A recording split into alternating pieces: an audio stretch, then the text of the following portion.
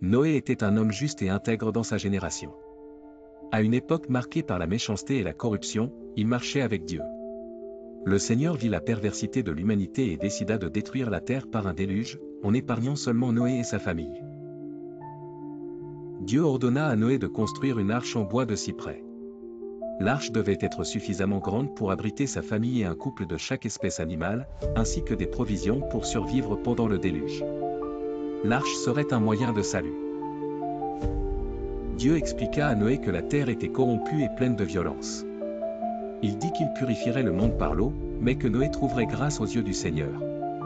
Les instructions pour construire l'arche étaient données en détail précis, avec des mesures exactes et des matériaux spécifiques. Noé commença la construction de l'arche, suivant les instructions de Dieu. Le processus fut long et difficile, mais il obéit fidèlement. Pendant ce temps, la méchanceté humaine augmentait, et Dieu se préparait à exécuter son jugement sur la terre, comme il l'avait prévu.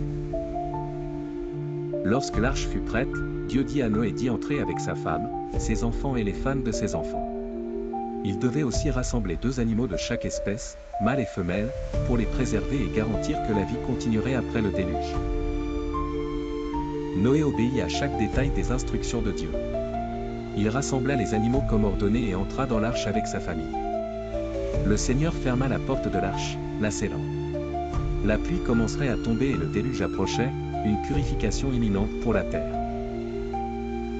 Puis les pluies commencèrent à tomber sur la terre, comme Dieu l'avait promis. L'eau monta, inondant tout ce qui existait. Pendant 40 jours et 40 nuits, la terre fut couverte par les eaux, et tout ce qui était en dehors de l'arche fut détruit. Les eaux recouvrirent même les plus hautes montagnes, montant de 15 coudées au-dessus d'elles. Aucune vie sur terre, qu'elle soit animale ou humaine, ne fut épargnée. La destruction fut totale, un jugement qui purifierait le monde de la corruption qui l'avait contaminé. Pendant les 40 jours de pluie, les eaux restèrent sur la terre, empêchant toute forme de vie de survivre en dehors de l'arche. Noé et sa famille étaient en sécurité à l'intérieur de l'arche, tandis que le monde autour d'eux était détruit. Lorsque la pluie cessa, les eaux commencèrent à diminuer. Elles continuèrent de baisser pendant 150 jours, jusqu'à ce que l'arche se pose sur les montagnes d'Ararat. Noé était toujours dans l'arche, attendant l'ordre de Dieu. Noé ouvrit une fenêtre de l'arche et lâcha un corbeau, qui vola d'un côté à l'autre jusqu'à ce que les eaux sèchent. Il lâcha aussi une colombe, mais celle-ci ne trouva pas d'endroit où se poser, car les eaux couvraient encore la terre. Elle revint à l'arche. 7 jours plus tard, Noé lâcha à nouveau la colombe. Cette fois, elle revint avec une feuille d'olivier dans le bec, un signe que les eaux baissaient et que les plantes commençaient à repousser. Noé sut alors que la terre commençait à se restaurer. Après 7 autres jours, Noé lâcha à nouveau la colombe, et cette fois elle ne revint pas. Cela indiquait que la terre était suffisamment sèche pour accueillir la vie. Noé reçut l'ordre de sortir de l'arche avec sa famille et les animaux, afin de pouvoir habiter à nouveau la terre. Lorsque Noé et sa famille sortirent de l'arche, il construisit un autel au Seigneur et offrit des sacrifices. Dieu accepta les offrandes et promit de ne plus jamais détruire la terre par un déluge. Il fit une alliance avec Noé, sa descendance et toutes les créatures de la terre. Comme signe de cette alliance, Dieu plaça l'arc-en-ciel dans le ciel. L'arc-en-ciel serait un rappel que Dieu ne détruirait plus jamais la terre par les eaux, et que sa promesse de préservation serait éternelle. Noé et sa famille reçurent la bénédiction de se multiplier sur la terre. Dieu donna également à Noé et à ses fils la responsabilité de gouverner sur les animaux et la terre. Ils pouvaient manger de la viande, mais la vie humaine devait être respectée. La justice de Dieu fut proclamée, et tout meurtre serait puni. La descendance de Noé se multiplia sur la terre. Ses fils, Sem, Cham et Japheth, eurent des enfants, et les nations commencèrent à se former. Cependant, avec le temps, l'humanité commença à se détourner à nouveau de Dieu, désobéissant à ses commandements. L'histoire de Noé et du déluge devint un souvenir constant de la justice de Dieu et de sa miséricorde. Bien que le jugement de Dieu ait été sévère, il montra aussi sa grâce en sauvant Noé et sa famille. L'alliance avec l'humanité fut renouvelée. Le déluge fut un événement d'une grande importance dans l'histoire du salut, symbolisant la purification du monde du péché et la restauration de l'ordre divin. Noé devint le père d'une nouvelle génération, qui auraient l'opportunité de vivre selon les préceptes de Dieu. L'arche de Noé est aussi vue comme un symbole de sécurité et de protection en temps de jugement. Ceux qui sont en Dieu, comme Noé et sa famille, trouvent un abri sûr dans les tempêtes de la vie. La foi en Dieu est la clé du salut. La narration du déluge et de l'arche de Noé continue d'être une leçon sur l'importance de l'obéissance à Dieu. Noé, en suivant les instructions divines, préserva la vie et fut béni d'une nouvelle opportunité de vivre selon les desseins de Dieu.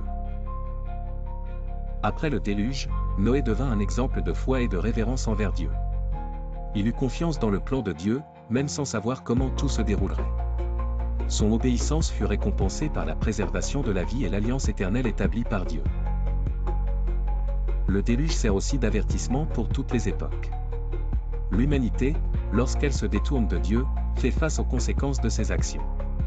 Cependant, il y a toujours une occasion de restauration et d'alliance avec Dieu, comme le montre l'histoire de Noé. Dieu, dans sa miséricorde, offre toujours un moyen de salut à ceux qui le cherchent. Le déluge fut un épisode de jugement, mais aussi de rédemption. L'arche symbolise le salut en Christ, qui offre un refuge sûr à ceux qui croient et suivent sa parole. L'obéissance de Noé est un exemple de foi pure, sans questionnement. Il suivit les instructions de Dieu sans hésiter, croyant que le Seigneur savait ce qui était mieux.